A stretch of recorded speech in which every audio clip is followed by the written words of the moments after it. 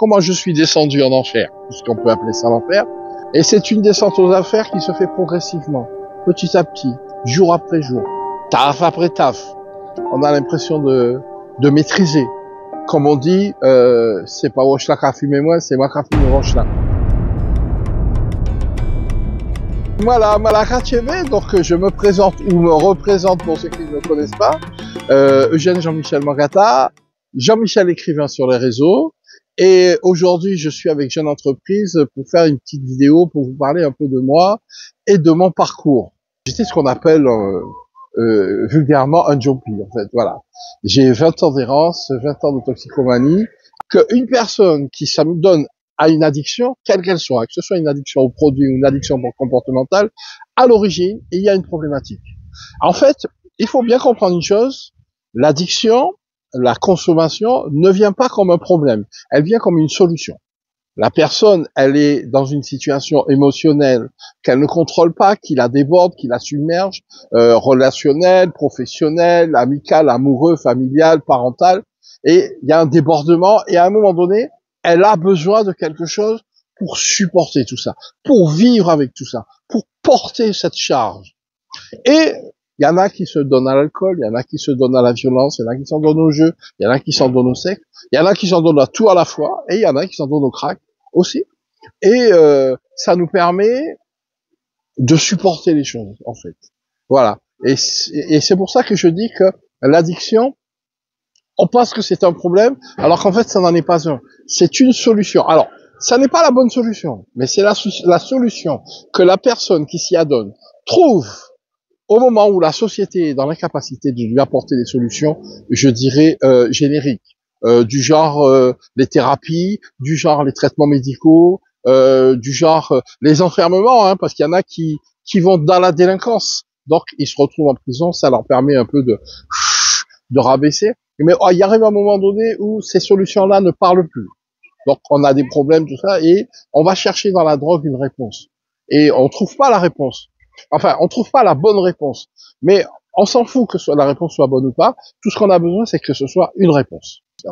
Moi, j'avais l'habitude de dire, quand je prenais une taf, je disais pas que je fais une taf, je disais que je fais une tentative de suicide. Et à chaque fois que j'avais fini ma tâche, je disais merde, encore raté. C'était pour le cynisme de la situation. Donc quelque part, oui, on est pleinement conscient de ce qu'on fait, mais on le fait non pas pour perdre la réalité, mais pour s'évader de cette réalité qui nous étouffe, qui nous empêche de vivre, que l'on ne comprend pas et que l'on ne maîtrise pas, et qui nous empêche d'être au clair avec nous-mêmes, d'être en linéaire avec nous-mêmes. On est perturbé par les émotions et par les gens, et on va chercher à l'intérieur de ça le moyen d'être ailleurs tout en étant nous-mêmes. Financièrement, c'est catastrophique. Financièrement, au bout d'un certain temps, tu te retrouves que c'est plus toi qui as tes papiers tes cartes bancaires, que tu les laisses au dealer, et que c'est le dealer qui te donne carrément ses affaires, et puis qui va chercher l'argent pour toi, il fait ce qu'il veut avec ton RSA. Moi, j'ai touché le RSA pendant des années, j'en ai pas vu la couleur. Je n'allais même plus au bureau de poste puisque c'était le dealer qui avait ma carte avec mon assentiment, hein. Il n'est pas venu me braquer, j'étais pas à découvert chez lui, mais financièrement en fait, je me rendais compte que je gagnais des sommes faramineuses puisque je fumais tout ce que je fumais, j'avais tout mon RSA tous les mois, mais tous les jours je travaillais. Je fumais en moyenne 80 € par jour, même le dimanche. En moyenne, donc sur une semaine, j'avais une moyenne de dépenser. Donc quand on fait le calcul et qu'on multiplie par mois, ça fait des sous, quoi. On peut en sortir, mais il faut le vouloir.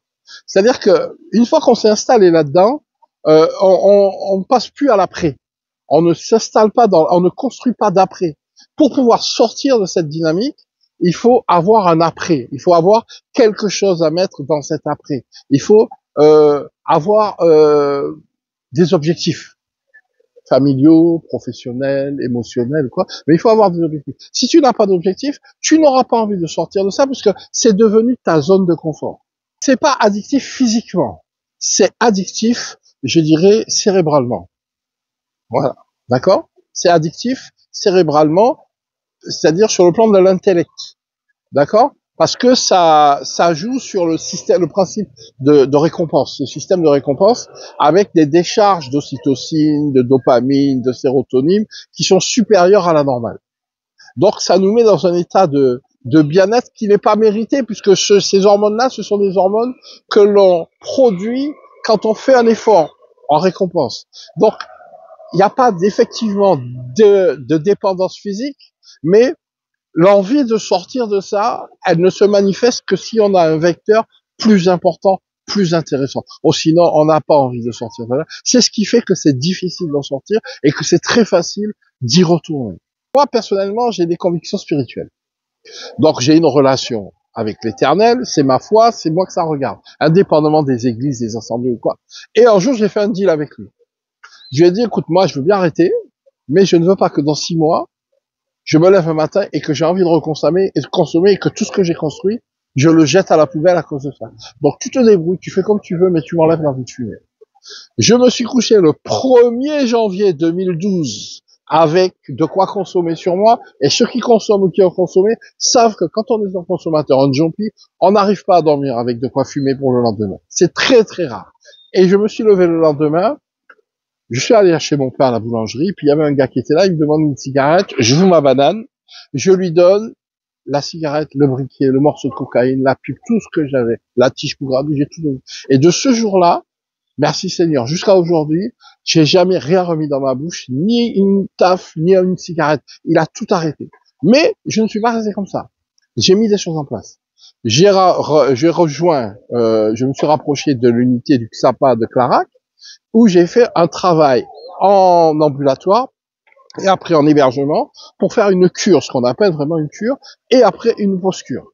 Après, j'ai entrepris des formations, des séminaires de resocialisation, de reconstruction, et je me suis construit un projet de vie professionnel et relationnel, qui fait que j'en suis là aujourd'hui. Mais c'est un travail de longue haleine.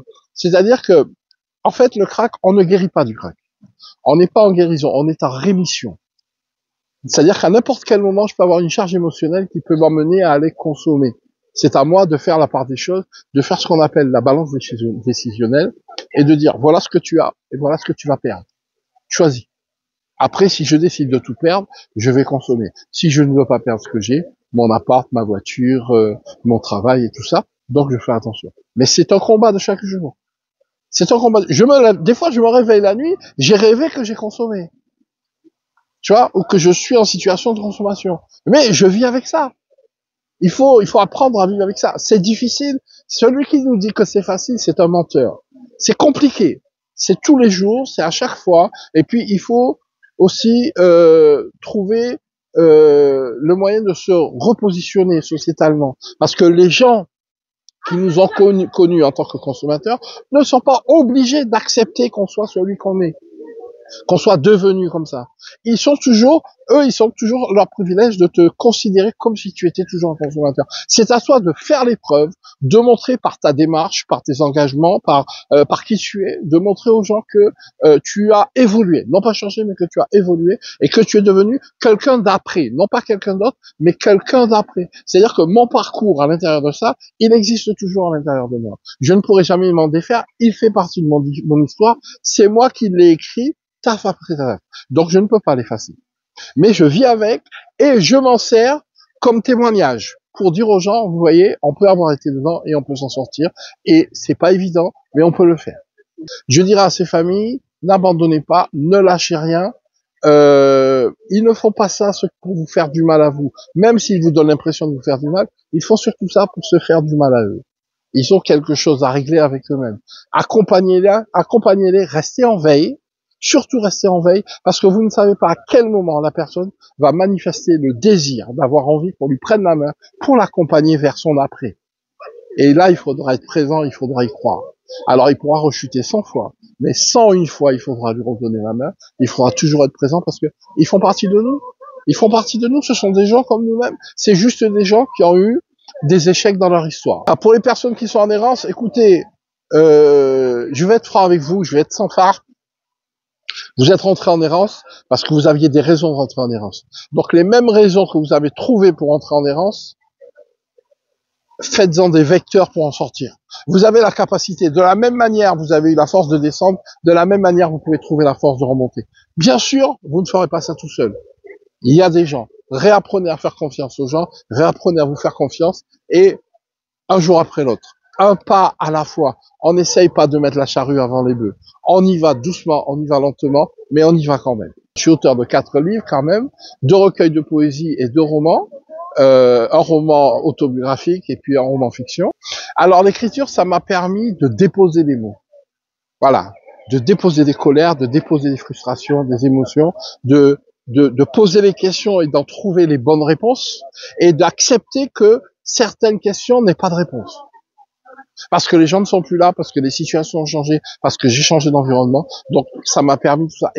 Et moi, personnellement, ça m'a fait du bien. Au-delà de la thérapie pendant 2 ans que j'ai fait avec un psychologue auprès de Tarac, l'écriture, moi, m'a fait énormément de bien, parce que ça m'a permis de déposer tout ça, et de m'alléger et de pouvoir mettre quelque chose à la place. Parce que c'est bien d'enlever ce qu'on a, mais la nature a horreur du vide. Si on ne met rien dedans, la nature va mettre quelque chose.